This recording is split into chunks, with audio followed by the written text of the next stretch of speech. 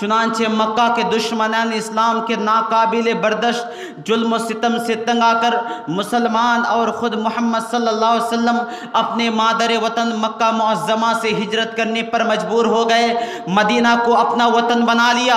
اس وقت مدینہ میں مختلف مذاہب کے ماننے والے لوگ تھے، قوم یہود، ان میں قوم یہود کا بول بالا تھا۔ آپ صلی اللہ علیہ وسلم نے مدینہ کی حفاظت و ترقی کے لیے ایک مشترکہ پلان بنایا۔ السلام علیکم ورحمۃ اللہ وبرکاتہ۔ الحمد للہ وحدہ والصلاة والسلام علی من لا نبی بعدہ، اما بعد فاعوذ باللہ من الشیطان الرجیم، بسم اللہ الرحمن الرحیم۔ یا ایھا الناس ان خلقناکم من ذکر وانثی وجعلناکم شعوبا وقبائل لتعارفوا۔ محترم صدر مجلس، حکم صاحبان، مہمانان گرامی، اساتذہ کرام، جامعہ شمس الہدیٰ کے خوسہ چین نو نحالو، ہم اثر ہم سبق طالبوں، انجمن تہذیب الاخلاق کے زیر اہتمام منعقد آج کے اس پربہار سالانہ مسابقتی انجمن کی مجلس میں قومی یکجہتی اور رواداری کے عنوان پر چند منٹ لب کشائی کرنے کی جرات کرتا ہوں۔ پوری امید ہے کہ آپ لوگ اپنی توجہات سے میری ہمت افزائی فرمائیں گے، وما توفیقی الا باللہ۔ برادران ملت، ہم جس ملک میں رہتے ہیں اس ملک کا نام ہندوستان یا بھارت ہے۔ دنیا کے ملکوں میں سے ایک کثیر آبادی والا ملک ہے۔ یہاں کے رہنے بسنے والے لوگ مختلف مذہب و دھرم سے تعلق رکھنے والے ہیں۔ ان کے عبادات کے طریقے الگ الگ، طرز معاشرت جدا جدا، شادی بیاہ کے رسم و رواج علیحدہ علیحدہ، مرنے کے بعد مردوں کو ٹھکانے لگانے کے طریقے مختلف، زبانیں الگ الگ، ان کی تہذیب و ثقافت ایک دوسرے سے مختلف ہے۔ لیکن ان سب کے باوجود تمام باشندوں کے اندر جو یگانگیت اور یکجہتی پائی جاتی ہیں، اور وہ یہ ہے کہ ان میں سے ہر ایک کے اندر وطن معروف ہندوستان سے حد درجہ محبت و الفت ہے۔ ان میں سے ہر برادری کے افراد اپنے عزیز ملک اور وطن کی حفاظت کے لیے اپنا سب کچھ قربانی کرنے کا جذبہ رکھتا ہے۔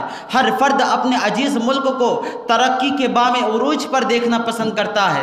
یہاں کا کوئی باشندہ یہ پسند نہیں کرتا ہے کہ کوئی بیرونی ملک سے آ کر یہاں حکمرانی کرے، یہاں کے باشندوں کو غلامی کی زندگی گزارنے پر مجبور کرے۔ یہاں کے باشندوں میں قومی آپسی اتحاد و اتفاق کے امکانات روشن ہیں، کیونکہ اس ملک ہندوستان میں بسنے والے لوگ مختلف رسم و رواج، تہذیب و ثقافت کے حامل، الگ الگ مذہب و زبان کے علم بردار ہونے کے باوجود کچھ بنیادی چیزوں میں اشتراک رکھتے ہیں، اور وہ یہ ہے وطن عزیز سے گاڑھی محبت اور اس کی تعمیر و ترقی کو بام عروج پر دیکھنے کا شوق، آپس میں مل جل کر رہنے کا جذبہ، امن و سکون کے ساتھ باہم زندگی گزارنے کی لگن، اور ان چیزوں کے حصول کے لیے تمام لوگ ایک دوسرے کے ساتھ اشتراک کر سکتے ہیں۔ اسی کا نام قومی یکجہتی ہے۔ اس ملک کے تمام باشندے، وہ کسی بھی مذہب کا ماننے والے ہو، وہ اپنے مذہب پر عمل پیرا ہوتے ہوئے بھی ایک بہترین سماج تشکیل دے سکتے ہیں۔ آپس میں مل جل کر وطن عزیز کی حفاظت اور اس کی تعمیر و ترقی میں حصہ داری کر سکتے ہیں۔ تو پھر قومی یکجہتی وطن عزیز سے محبت کا حوالہ دے کر اس ملک کے تمام باشندوں سے ان کے تہذیب و ثقافت سے دست برداری کا تقاضا کرنا، اور یہ کہنا کہ جب تک کہ تمام لوگ ایک مذہب کی تعلیمات کو نہ مان لے، یا جب تک کہ تمام لوگ اپنے پرسنل لا کو ترک کر کے یکساں سول کوڈ کو تسلیم نہ کر لیں، انہیں قومی دھارے میں شامل نہیں مانا جا سکتا۔ ایک فضول نظریہ ہے۔ محترم سامعین، قومی یکجہتی کے قیام کے تعلق سے رسول رحمت، محسن انسانیت محمد صلی اللہ علیہ وسلم کا طرز عمل انصاف پسند لوگوں کے لیے ایک بہترین نمونہ ہے۔ چنانچہ مکہ کے دشمنان اسلام کے ناقابل برداشت ظلم و ستم سے تنگ آ کر مسلمان اور خود محمد صلی اللہ علیہ وسلم اپنے مادر وطن مکہ معظمہ سے ہجرت کرنے پر مجبور ہو گئے، مدینہ کو اپنا وطن بنا لیا۔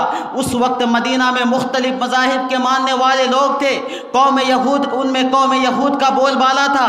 آپ صلی اللہ علیہ وسلم نے مدینہ کی حفاظت و ترقی کے لیے ایک مشترکہ پلان بنایا۔ نمبر 1، مشترکہ پلان بنایا، اگر کوئی دشمن اہل مدینہ پر حملہ آور ہوگا تو ہم سب مل کر اس کا دفاع کریں گے۔ نمبر 2، اگر کوئی دشمن معاہدے کرنے والوں کے باہمی تعلقات، آپسی خیر خواہی، ہمدردی اور مدینہ کی حفاظت کے لیے قوم یہود اور دیگر مذاہب کے ماننے والوں کے ساتھ قوم یہود اور دیگر مذاہب کے ماننے والوں کے ساتھ مشترکہ پلان بنایا، مظلوم کی خواہ کوئی بھی ہو مدد کی جائے گی۔ محترم سامعین، دین اسلام ایک عالمی دین ہے، احترام انسانیت اور رواداری کا دین ہے، اسی لیے دین اسلام انسانیت کی بنیاد پر دیگر مذاہب کے ماننے والوں کے ساتھ حسن سلوک کرنے، باحیثیت انسان ہر ایک کو محترم سمجھنے، انسانیت کی اعلیٰ قدروں کا ہر حال میں تحفظ کا حکم دیتا ہے۔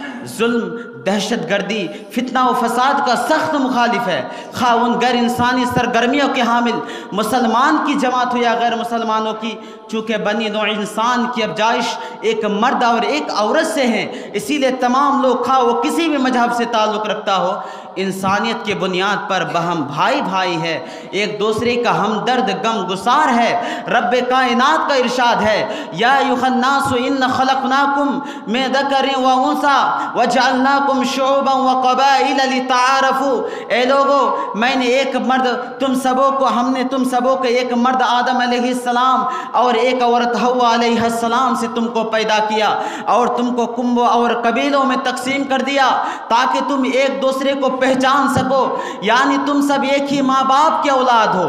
مختلف خاندانوں اور برادریوں کی تقسیم صرف تعارف کے لیے ہے تاکہ تم ایک دوسرے سے صلہ رحمی کر سکو۔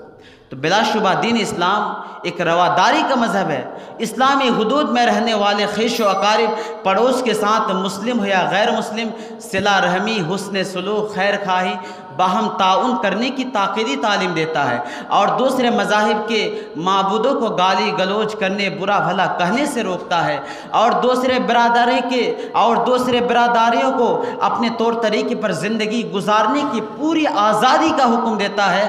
خلاصہ یہ ہے کہ دین اسلام ایک قومی یکجہتی اور رواداری کا مذہب ہے۔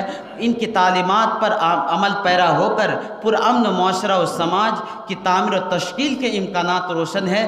اللہ تعالی ہم سبوں کو عقل سلیم، فکر صحیح، فہم کامل عطا فرمائے، آمین۔ السلام علیکم ورحمۃ اللہ وبرکاتہ۔